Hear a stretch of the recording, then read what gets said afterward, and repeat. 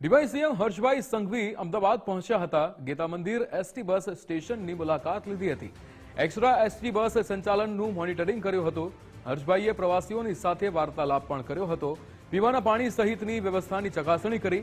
તહેવાર નિમિત્તે ₹10,000 એડવાન્સ આપવાનો નિર્ણય લેવાયો છે। દિવાળી બાદ તમામ બસ મથકો પર ચકાસણી કરવામાં આવશે। પાણીની પરબ સહિતની વ્યવસ્થાની ચકાસણી કરવામાં આવશે। પાણીનો વ્યય અટકાવવા સર્વે કરી નળ બદલવામાં આવશે।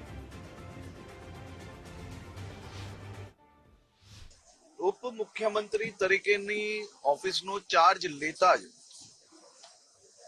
વાહન વ્યવહાર વિભાગની બેઠકમાં વિભાગના સૌ કર્મચારીઓ માટે ₹10,000 જેટલા દિવાળીમાં પહેલા જે ગયા વર્ષે ફિક્સ પગારવાળાને જ આ યોજનામાં ₹5,000 સુધી હતું। આ વખતે બધા જ લોકો માટે દિવાળીના તહેવાર નિમિત્તે એડવાન્સ પગાર તો આપ્યો જ, વહેલો પગાર બી આપ્યો ને સાથે સાથે ₹10,000 સુધી એડવાન્સ કોઈને બી જરૂરિયાત હોય તો એ જીએસઆરટીસી દ્વારા એ પરિવારજનોને દિવાળીની અંદર મદદગાર થવા માટે અને એમને સહયોગી માટે આ એક પ્રયાસ કરવામાં આવ્યો છે।